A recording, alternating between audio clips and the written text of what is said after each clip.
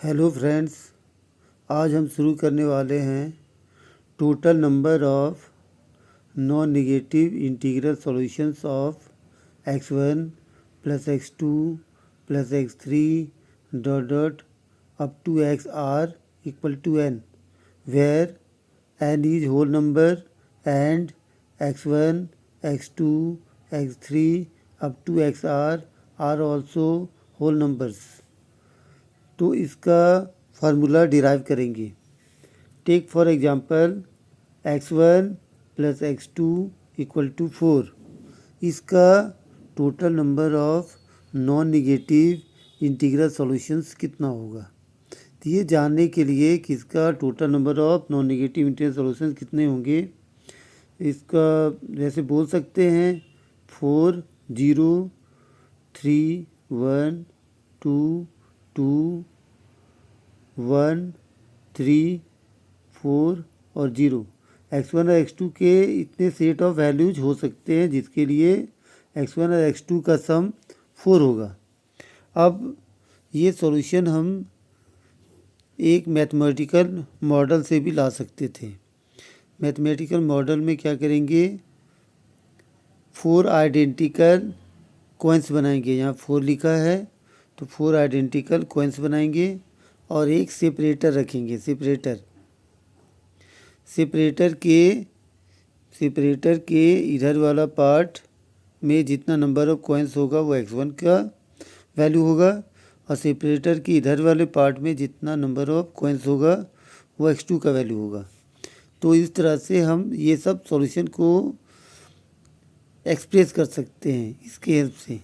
जैसे 4 0, ये ऐसे बोल सकते हैं 4 आइडेंटिकल कॉइन्स और यहाँ separator x1 4 x2 0, x1 3 x2 1, x1 2 x2 2, x1 1 x2 3, x1 0 x2 4। तो इस तरह से हम ये सारा सॉल्यूशन लाया जा सकता था। तो ये टोटल नंबर ऑफ सॉल्यूशंस यहाँ 5 हुए हैं, यहाँ भी टोटल नंबर सॉल्यूशन 5 है। तो इसको ये मैथमेटिकल मॉडल से भी ये लाया जा सकता था। इस मैथमेटिकल मॉडल में क्या कर रहे हैं, 4 आइडेंटिकल कॉइन्स और 1 सेपरेटर को जितने तरह से अरेंज कर सकते हैं वही लिखे हैं। तो उसका टोटल नंबर ऑफ अरेंजमेंट होगा 5 थिंग्स है, 5 फैक्टोरियल बाय 4 आइडेंटिकल है, इसीलिए डिवाइडेड बाय 4 फैक्टोरियल और ये वैल्यू आ जाएगा 5, जो यहाँ पर टोटल नंबर ऑफ सॉल्यूशंस 5 है उसकी इक्वल आ रहा है। अब इसी तरह से अगर मान लेते हैं अब कि मेरे पास से, तो ये तो कॉइन तो यहाँ पर आइडेंटिकल होगा ही। व्हाट अबाउट सेपरेटर्स, तो सेपरेटर्स को भी आइडेंटिकल लेना होगा। क्यों, इसको जानने के लिए एक और एग्जांपल लेते हैं x1 plus x2 plus x3 equal to 2। इसका total number of non negative integral solutions, यहाँ तो हम सॉल्यूशन फिर भी ला सकते हैं 2 0 0 1 1 0 1 0 1 0 2 0 0 1 1 0 0 2। यहाँ इतने सॉल्यूशन हुए। ये सॉल्यूशंस को ऐसे भी ला सकते थे, 2 आइडेंटिकल कॉइन्स बनाएंगे, यहाँ 2 लिखा है इसीलिए, और यहाँ 3 पार्ट में डिवाइड करने के लिए हमको सेपरेटर चाहिए 2। तो इस तरह से इसका ये सब सॉल्यूशन को इससे भी हम फिर से एक्सप्रेस कर सकते हैं।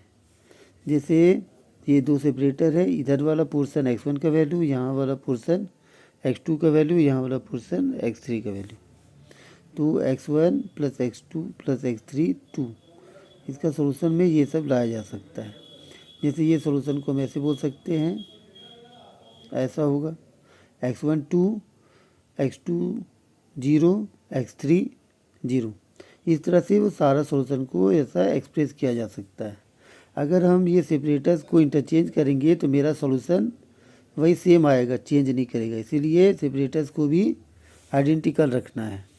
अब हम ये बोल सकते हैं इसके हेल्प से कि total number of non negative integral solutions of x1 plus x2 plus x3 up to x R equal to n का इसका टोटल नंबर इंटीग्रल सॉल्यूशन लाने के लिए यहाँ n लिखा है तो n आइडेंटिकल कॉइन्स बनाएंगे और सेपरेटर्स r लिखा हुआ है यहाँ पर r x1 x2 x3 r तक है तो r-1 सेपरेटर रखना होगा। सेपरेटर एक कम रख रहे हैं, इससे पहले भी दिख रहा था। x1 x2 2 था, सेपरेटर एक रखे हैं। x1 x2 x3 3 था, सेपरेटर 2 रखे हैं। तो यहाँ पर सेपरेटर r-1 लिखें तो यहाँ n identical coins and separators r-1। इसको जितने तरह से अरेंज कर सकते हैं उतना ही total number of non negative integer solutions होगा। इसका total number non negative integer solutions हो जाएगा n plus r-1 factorial divided by n factorial r-1 factorial. और इसको हम कॉम्बिनेशन के टर्म में लिख सकते हैं, NCR के टर्म में n plus r-1 C r-1। Thank you.